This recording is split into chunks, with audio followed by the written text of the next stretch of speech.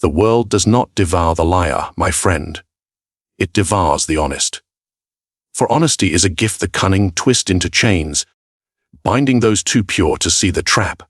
In this lesson, we will expose how manipulators turn virtue into weakness and why truth, in the wrong hands, becomes the easiest weapon to use against you.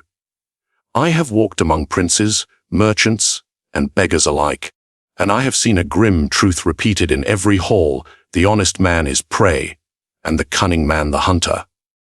Honesty, though praised in sermons and celebrated in poetry, is rarely rewarded in practice. It is exploited, measured, and traded by those who understand power.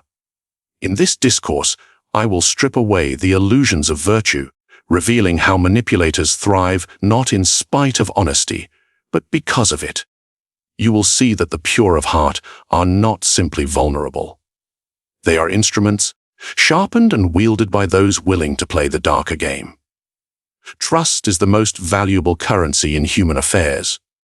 And yet, it is rarely earned honestly. Instead, it is borrowed, stolen, or bought with illusions. Why do manipulators prize the honest? Because honesty becomes a mask they can wear.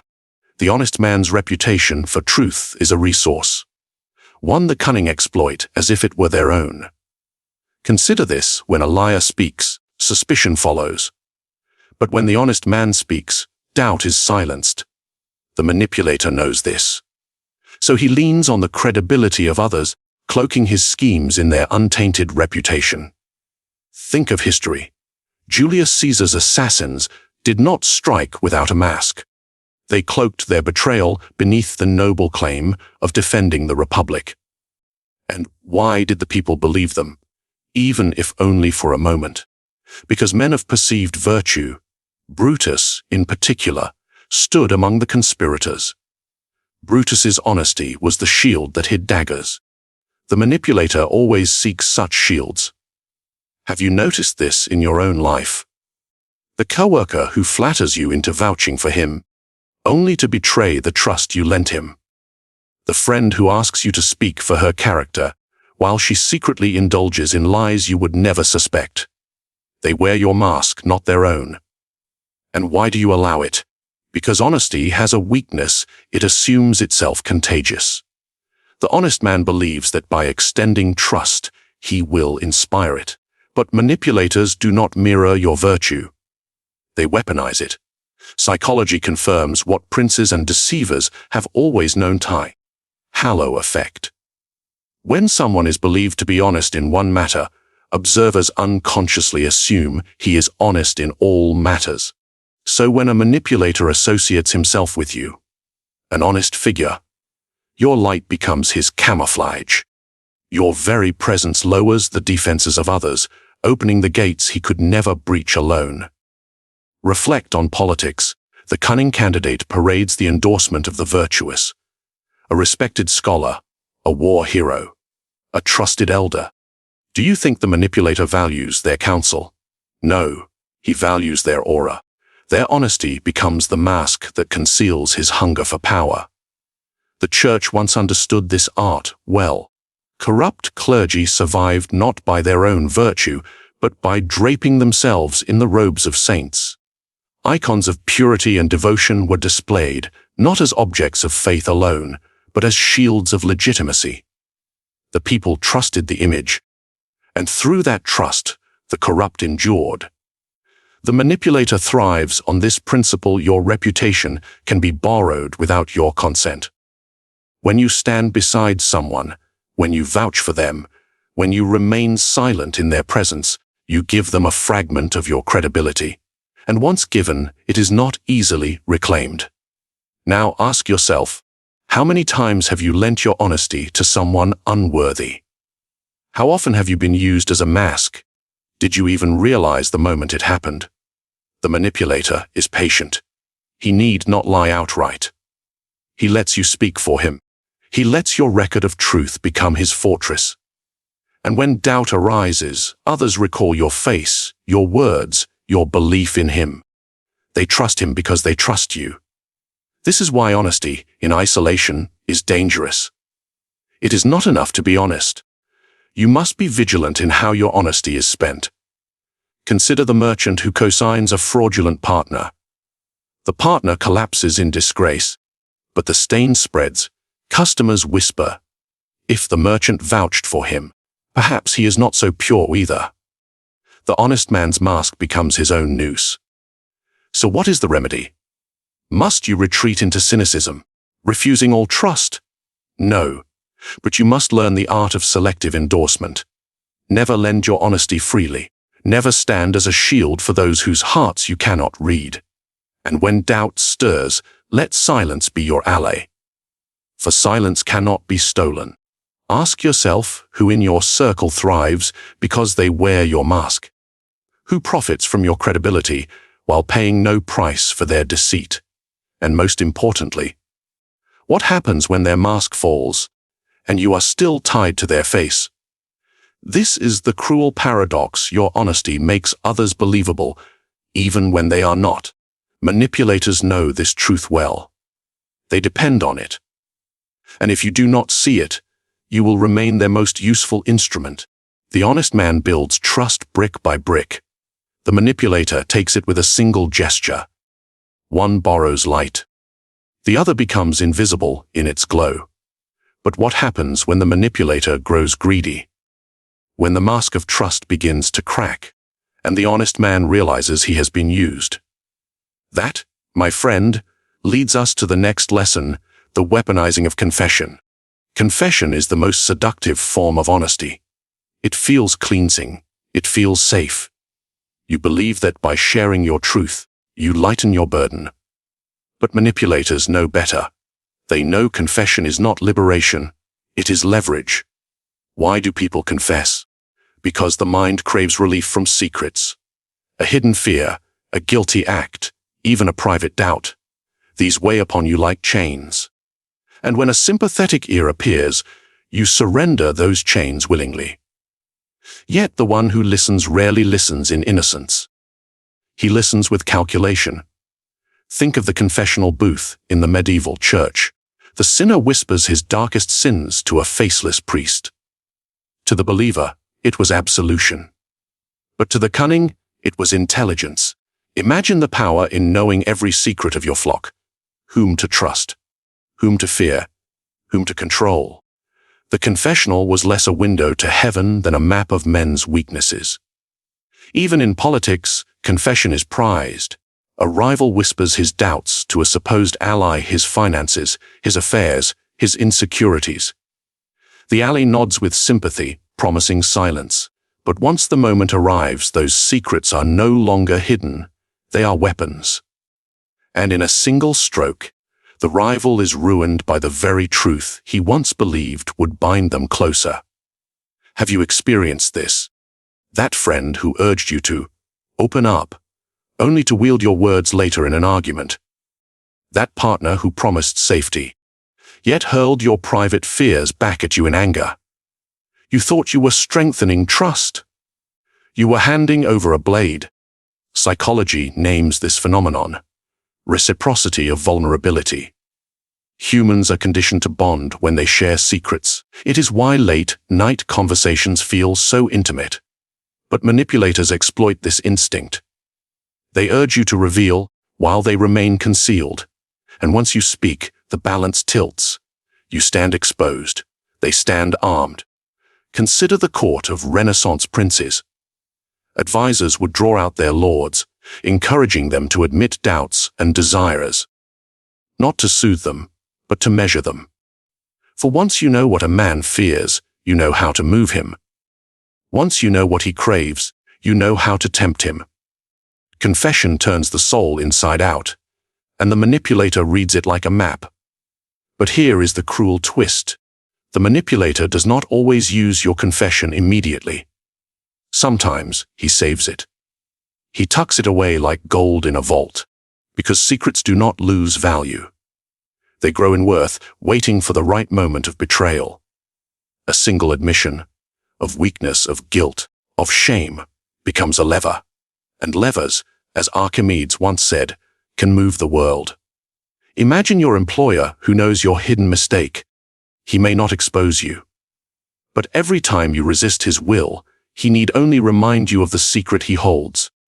Your obedience is purchased not with coin, but with silence. Think of marriages that rot under this principle. One partner confesses past sins, believing transparency will heal. Yet in every quarrel, the confession is resurrected as a weapon. The argument no longer concerns the present, it becomes chained to that past disclosure. The confessor is forever weakened. So I ask you, when you confess, are you purging yourself or arming another? When you share, do you strengthen the bond or forge your own shackles? You may object, but surely confession builds intimacy.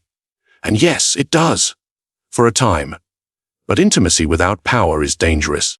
If you reveal all and the other reveals nothing, you are not building trust. You are surrendering control. The manipulator smiles as you unburden yourself. He nods, he soothes, he assures. And then, when the time is right, he strikes. Your words become his daggers. Your honesty becomes his fortress. What is the remedy? It is not silence alone, for a man who never speaks seems distant, cold, untrustworthy. No, the art lies in measured confession. Give small truths, not great ones. Offer fragments, never the whole. And always balance. If you reveal, ensure they reveal too. Demand reciprocity, for without it, you are only feeding the wolf while standing defenseless. Remember, every confession is a contract. It binds you to the one who hears it. If that man values power over loyalty, your contract is your undoing. So guard your heart. Speak with caution. And when you feel the urge to reveal your deepest truth, pause and ask, is this my liberation or my surrender? Because the manipulator waits for nothing more eagerly than the moment you confuse one for the other. And yet, confession is only the beginning. For once you are predictable, once your mind is laid bare, the manipulator moves to his next advantage. The honest man believes he is safe because he is consistent. He tells the truth, he acts with clarity, and he wears no disguise. But this very predictability becomes his prison. For what cannot be hidden can always be controlled. Ask yourself, what is easier to manipulate, the man whose actions are erratic, or the man whose every move can be anticipated? The manipulator knows the answer. He thrives on patterns. He watches, he listens, he studies. And when he sees that you are always honest, always direct, always reliable, he knows exactly how to bend you to his will. History teaches this lesson well. The Carthaginian general Hannibal was feared because he was unpredictable. He crossed the Alps with elephants, something Rome never expected. His genius was in surprise. Rome, by contrast, clung to its rigid traditions, its rituals, its predictable formations. And Hannibal shattered them until Rome finally learned to adapt.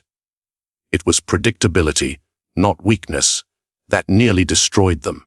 And so it is with individuals. The manipulator does not need to overpower you if he can forecast you. If he knows your reflexes, your principles, your answers, he owns you. Think of negotiations. If you are honest to the core, your opponent knows you will never bluff. He knows you will never threaten what you cannot deliver. And so, your position is always transparent, your hand always visible. You may feel virtuous in your clarity. But to him, you are merely a book already read. Consider relationships. A partner who always forgives, who always explains, who always reacts the same way. What happens to them? Their predictability becomes their leash. The manipulative partner knows they can betray and return, because forgiveness will always come. What is framed as loyalty is, in truth, a map of control. Even psychology confirms this. The human brain is wired to seek patterns. Once a manipulator finds yours, he can exploit it endlessly. Your routines, your reactions, your moral code. He knows which strings to pull, and he knows exactly how you will respond. Imagine a ruler who insists he will never break a treaty. Such honesty seems noble, but once his rivals know this, they sign agreements not in sincerity, but in strategy. They exploit his rigidity, using his vow as their shield while they prepare his downfall. His honesty becomes not his crown, but his chain. The predictable man is like a fortress with open gates. Everyone knows where to enter. Everyone knows how to move within, and the fortress falls not because it is weak, but because it is exposed. So I ask you, how predictable are you? Do you always tell the truth, no matter the cost? Do you always forgive, even when you should punish? Do you always act by principle, even when strategy demands silence? If so, then you have already given manipulators the key to your mind. The manipulator, unlike you, will never be so rigid. He wears masks. He shifts roles. He breaks his own patterns deliberately, so no one can fully anticipate him. He thrives in ambiguity, while you perish in predictability. Think of the chessboard. The novice plays with obvious moves. Pawns march forward. Knights leap predictably. But the master deceives. He sacrifices. He disguises his true intent until the final strike. The honest man plays chess like a novice, clear, linear, easy to read. The manipulator plays as the master, elusive, unreadable, deadly. This does not mean you must become a liar, but you must master the art of controlled unpredictability. Sometimes, withhold your truth. Sometimes, alter your reaction. Sometimes, let others wonder if you will do what you have always done. For when your enemies cannot predict you, they cannot command you. The world is not kind to the transparent. It rewards those who know when to conceal, when to disrupt, when to leave their opponent guessing. Predictability is comfort. But comfort, in the realm of power, is weakness. So examine yourself. Where are you most predictable? Where can others see you coming before you move? And most importantly, who is already using this against you? Because manipulators do not need to break your defenses. They need only predict them. And once they do, you are not an adversary, you are a puppet. The honest man prides himself on being reliable. But reliability without strategy is nothing more than a script handed to his enemies. And the manipulator reads it aloud, line by line, until the play ends in his triumph. Now, imagine what happens when predictability is not merely exploited, but praised. When society itself celebrates the noble fool who clings to consistency, while quietly rewarding those who bend him. The world loves to praise the honest man. They call him noble. They celebrate his purity. They hold him as an example of virtue. But look closer, and you will see the truth. Society applauds the honest not because it respects him, but because it can use him. This is the burden of the noble fool. To be admired outwardly while secretly exploited. To be lifted up in words, yet pushed down in deeds. Have you noticed it? The worker who refuses to cut corners is praised as the backbone of the company. Yet while he toils honestly, his cunning colleagues climb past him, collecting rewards he will never touch. The burden of his honesty is that others feed on it, while he remains stagnant. History is filled with such noble fools. Consider Marcus Aurelius, the philosopher, king of Rome. He ruled with virtue, guided by principle. But his honesty blinded him to the treachery of those around him. He left his empire to Commodus, a selfish and corrupt heir who nearly destroyed it. The noble emperor was remembered with admiration. Yes, but admiration did not save the empire he built. His virtue was celebrated while his legacy was devoured. Do you see the pattern? The honest man becomes a story, a symbol, a sermon. But in reality, he is the stepping stone for the ambitious. The noble fool's burden is to inspire, but never to command. And why? Because honesty carries weight, but not teeth. It is heavy enough to slow the honest man down, but never sharp enough to protect him. He becomes predictable, bound by his own need to remain pure. And those without such chains exploit him endlessly. Think of the family dynamic. Good sibling who never lies, never cheats, never disobeys. Parents shower them with praise. But when conflict arises, who carries the blame? Who absorbs the responsibility? Always the honest one. They are expected to forgive, to endure, to remain above retaliation. Their nobility becomes their curse. Psychology names this phenomenon moral licensing. People reward themselves for being virtuous by permitting hidden indulgences. Likewise, society praises the noble fool as a way of excusing its own corruption. The honest man is paraded as an ornament, while the dishonest man is rewarded with real power. Look at politics. The statesman who speaks plainly, guided by principle, is hailed as the voice of the people. But behind closed doors, his rivals, more cunning and ruthless, shape the policies, secure the wealth, and decide the future. The noble fool becomes the face of morality, while others become the architects of control. Do you see now why society cherishes honesty? Not because it protects the honest man, but because it makes him useful. He is a contrast, a foil. The liar looks less dangerous when placed beside the saint. The corrupt appear less vile when the noble fool is present to carry the burden of what should be. And yet, the noble fool rarely sees this. He believes the praise is sincere. He thinks admiration is a shield. But admiration does not protect, it pacifies. It keeps him content with the illusion of honor while others reap the substance of power. Ask yourself, have you ever been praised in order to be pacified? Has someone called you noble, wise, or pure, while using those very qualities to bind you? Did you mistake the applause for victory, when in truth it was a leash? This is the cruel irony. The noble fool becomes indispensable not because he holds power, but because others need his image. He is the moral backdrop that legitimizes their deceit. And once he has served his purpose, he is cast aside, admired in words, forgotten in practice. Think of the martyr. He dies for principle, and his name is celebrated for centuries. But he is still dead. His admirers inherit his honor, his cause, his story. Yet they remain alive, free to twist his sacrifice for their own gain. The noble fool's burden is immortality without agency. To live forever in admiration, while having been powerless in life. So what is the lesson? If you are honest, do not let praise deceive you. When others call you noble, ask why do they need me to be? When they celebrate your honesty, ask what advantage does it give them? For often, admiration is not respect, it is strategy. The noble fool carries the weight of virtue, while others carry the spoils of power. He is praised into silence, honored into obedience, and applauded into irrelevance. And yet, the manipulator's trick does not stop here. Praise is only one tool.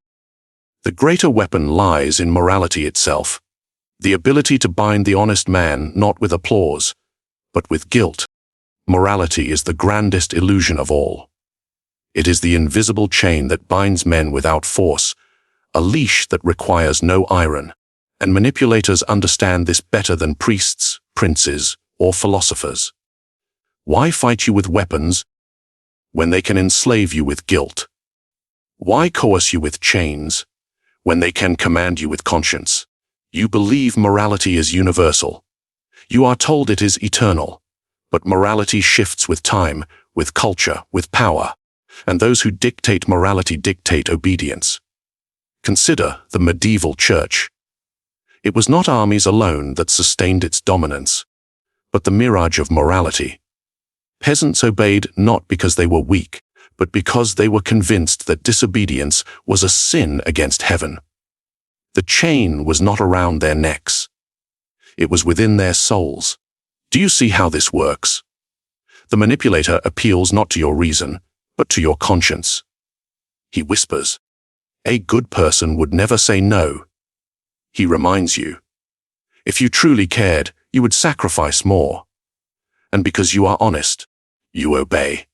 Not because you must, but because you think it is the right thing to do. This is the mirage of morality, to make you confuse servitude with virtue. Think of the friend who constantly borrows money, framing it as a moral duty for you to help. Think of the superior who piles more work upon your shoulders, insisting that a team player never refuses. You give, not because you want to, but because guilt convinces you that to refuse is wrong. And the manipulator smiles, for he has enslaved you with nothing more than a word. History offers endless examples. When Cortés conquered the Aztecs, he did not rely on swords alone. He convinced his native allies that the Aztecs were tyrants unworthy of loyalty. He clothed his conquest in morality, framing betrayal as justice. And men marched willingly into servitude, believing themselves righteous. Psychology reveals the same pattern. Humans are social creatures wired for guilt and shame. From childhood, you are taught that being good means pleasing authority. The manipulator exploits this conditioning. He becomes the authority. He frames refusal as cruelty, resistance as immorality, and obedience as virtue. And because you seek to be good, you surrender. But ask yourself who defines what is moral. Is morality truly universal? Or is it written by those who benefit from your obedience? What you call right may simply be the convenient script of the powerful. The mirage is powerful because it makes you police yourself. Unlike chains, which you can see and resist, morality binds you invisibly. You censor your own words. You silence your own doubts. You punish yourself before anyone else does. The manipulator does not need to strike. You strike yourself in his name. Think of the noble fool we discussed before. He is praised for his honesty. But the greater burden is moral expectation. He must always do the right thing, even when others exploit him. He is trapped not by others' demands, but by his own conscience. And conscience, when manipulated, becomes the cruelest master. Do you ever feel this weight? That no matter how much you give, you are told you must give more. That refusing makes you feel selfish, guilty, even evil. That is not morality. It is manipulation dressed as morality.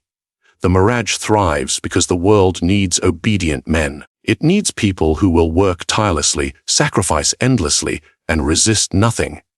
So morality is praised, guilt is exalted, and obedience is called virtue. And the honest man, craving goodness, becomes the perfect servant. But notice this, the manipulator never holds himself to the same moral standard. He urges generosity while hoarding his own wealth. He demands loyalty while plotting betrayal. He preaches sacrifice while indulging in every luxury. His morality is a mirror he places before you, reflecting what he needs you to be, not what he is. This is the true danger. Morality is not a shield for the weak, but a tool of the powerful. It is not fixed truth, it is flexible weapon. And the honest, believing morality to be absolute, are blind to how easily it is bent against them. So what is the lesson? You must learn to separate morality from manipulation. Ask always, who benefits from this demand? Who gains when I feel guilty? If the answer is not you, then you are not serving morality. You are serving a master. The manipulator thrives because guilt makes men obedient without resistance. He builds no prisons, for men willingly chain themselves. He issues no threats, for conscience does the work. And as long as you cling to morality without question, you will carry his burden, not your own. But morality is only one side of the trap. There is another, darker exchange, where honesty surrenders not just conscience, but power itself. Power is not always stolen with violence. More often, it is given away. And the honest man, blinded by his need to reveal, is the most generous giver of all. Every secret you disclose, every detail you confess, every truth you unveil, each one is a coin in the great economy of power. And manipulators know how to collect them. Think of the courtroom. A defendant speaks too freely, answering questions not asked. He believes his openness will win sympathy. But each word is recorded, each phrase dissected. Soon, His own honesty convicts him. He gave away the very rope they used to hang him. This is the essence of the exchange. The honest man trades leverage for relief. He feels lighter because he no longer carries secrets. But the listener grows heavier, with knowledge, with control, with advantage. Consider politics. An inexperienced ruler surrounds himself with advisors. He reveals his plans, his doubts, his fears. He believes transparency will inspire loyalty. But instead, his advisors wield his words to manipulate him. They know what he will not risk. They know what lines he will never cross. And so, they shape him like clay. Do you see the danger? The moment you reveal your boundaries, you give others the tools to push them. The moment you declare what you cannot do, you declare what they can make you do. This is why kings and generals guard their thoughts like treasure. They speak little. They reveal less. For once a man's mind is known, it can be occupied like land on a map. But the honest man believes power lies in openness. He shows his hand too soon. He explains when silence would suffice. And in doing so, he surrenders weapons he never knew he held. Think of a negotiation. One side declares their maximum offer at the beginning. They believe it proves sincerity. Instead, it proves weakness. The opponent has no reason to concede. He already knows the limit. Power was surrendered before the battle began. Even in love, this exchange unfolds. One partner reveals all their insecurities, all their needs. At first, it seems intimate. But over time, the manipulative partner uses this map. They know exactly what to say to wound, exactly when to withhold affection, exactly how to bend the other to their will. The honesty that was meant to build trust becomes the blueprint of control. Psychology calls this asymmetrical information. The one who knows more always dominates the one who reveals more. This is true in markets, in politics, in relationships. The manipulator thrives not because he lies endlessly, but because he listens while you reveal. Ask yourself, how much power have you given away with your words? How often have you told someone your fears, your weaknesses, your limits, believing it would earn trust? Did you notice how, afterward, they used that very knowledge against you? The manipulator does not need to steal your power. He waits for you to hand it over. He lets you talk. He lets you explain. He lets you strip yourself bare. And then, when the time is right, he reminds you of the truths you cannot escape. This is why silence is so powerful. A guarded man is a fortress. A talkative man is an open field. And the manipulator, like a seasoned general, prefers to fight in the open. History provides endless examples. When Napoleon faced his enemies, he revealed nothing of his true strategy. He kept his intentions concealed until the decisive strike. By contrast, his opponents often telegraphed their plans through treaties and declarations. Napoleon exploited their openness, striking where they least expected. He won not merely with force, but with concealment. So too in life. The man who reveals less holds more power. The man who reveals all becomes a servant to those who listened. The exchange of power is subtle. It does not feel like robbery. It feels like relief. You walk away thinking you are lighter, but the manipulator walks away stronger. He holds your truth in his hands, and truth, once revealed, cannot be reclaimed.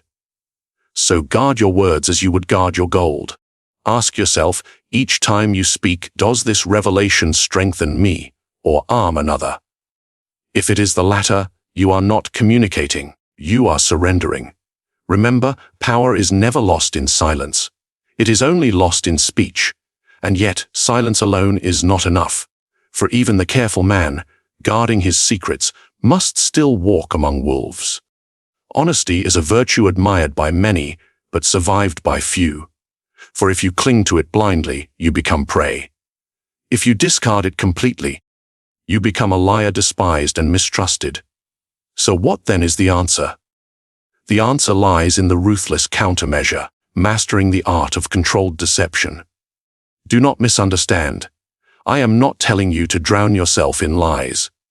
Liars are discovered, and when they fall harder than the honest fool. The true power lies in balance, mixing truth with silence, and silence with strategy. Think of a general in war. He does not reveal his plan to every soldier. He shares just enough to inspire loyalty, but never so much that the enemy could guess his next move. This is the art you must learn to speak when it strengthens you, and to conceal when revelation serves only others. History gives us many teachers. Consider Queen Elizabeth I. She was admired for her candor, but she revealed only what she wished others to know. She promised marriage to princes across Europe, never intending to wed, but always securing alliances. Her honesty was selective, calculated, and cloaked in ambiguity. It gave her power because it kept others guessing. That is how honesty must be wielded, not as a chain, but as a weapon. Ask yourself, why must you always tell the whole truth? What do you gain from exposing your weaknesses, your fears, your intentions? You think it makes you noble, but nobility is rarely rewarded in this world. What if, instead, you spoke half-truths? What if, instead of confessing everything, you revealed only fragments? Just enough to appear transparent, while still holding the core of your power within. This is the ruthless countermeasure honesty that is filtered, shaped, and deliberately incomplete. Psychology calls this the illusion of transparency. People assume they can see through you when you offer some truth. Even if that truth is partial, even if it is curated, it convinces them they know the whole of you. And once they are satisfied, they stop searching deeper. That is when you remain safe. That is when you remain in control. Think of the manipulative colleague. He fishes for your fears, hoping you will reveal too much. Instead of silence, which would raise suspicion, you give him a morsel, something harmless, but convincing. He believes he has uncovered your weakness. He leaves, satisfied, never realizing the truth he craves remains hidden. This is not dishonesty. This is strategy. The ruthless countermeasure also requires silence. Not cold, obvious silence, but strategic silence. When others press you, answer with questions. Deflect with ambiguity. Let them speak more than you do. The more they reveal, the more you can measure them, while you remain unreadable. Have you noticed how the powerful often say less? A ruler speaks in vague declarations, never committing fully. A skilled negotiator answers with riddles, leaving his opponent uncertain. Meanwhile, the honest man fills every silence with explanation, exposing himself completely. Which of the two holds power? This is why you must unlearn the instinct to explain. Every word is a transaction. Every truth is a coin. If you spend freely, you will soon be bankrupt. But if you spend with caution, you grow rich in leverage. Consider friendships. People admire those who are open books. But an open book is read by everyone, stolen by anyone, and burned by enemies. Better to be a guarded manuscript, shared only with those who earn access, and even then, never in full. This is not cynicism. This is survival, because the world rewards not raw honesty, but refined honesty, truth crafted to serve you, not enslave you. So I ask you, are you willing to shed the chains of knave virtue? Are you willing to practice the ruthless countermeasure, where honesty is sharpened into a blade and silence becomes your shield? If not, then know this, you will always remain the instrument of others, admired for your purity, but discarded when your usefulness ends. But if you learn this art, you will no longer be prey. You will no longer be the noble fool, nor the predictable servant. You will become the one who decides when to reveal, when to conceal, and when to let others drown in their own confessions. The manipulator thrives on your purity. Take it away, and he starves. Twist it into strategy, and you devour him instead. This is the ruthless countermeasure. It is not the abandonment of honesty. It is the mastery of it. And with it, you step beyond the illusions of virtue into the realm of power. But there remains one final question. Once you hold this weapon, how will you wield it? For even the sharpest blade can cut its master's hand. Power rarely needs chains. It requires no open force. The most effective control is the kind that remains unseen. You have learned how manipulators twist honesty into a weapon, how they feed on confession, exploit predictability, and enslave with morality. They do not demand your power. You hand it to them, willingly, unknowingly, gratefully. The lesson is simple, but merciless. If you do not master how your honesty is used, someone else will. Control is not always about lies. It is about silence. It is about choosing when to reveal and when to let others choke on the truths they volunteer. Ask yourself, are you holding the strings or dangling from them? Do you command, or do you obey in the name of virtue? Your answer determines whether you rule your life or live as prey to those who do. Now I want to hear from you. Comment your thoughts below. Subscribe if you seek more ruthless strategies, and share this video so others may see how power truly works.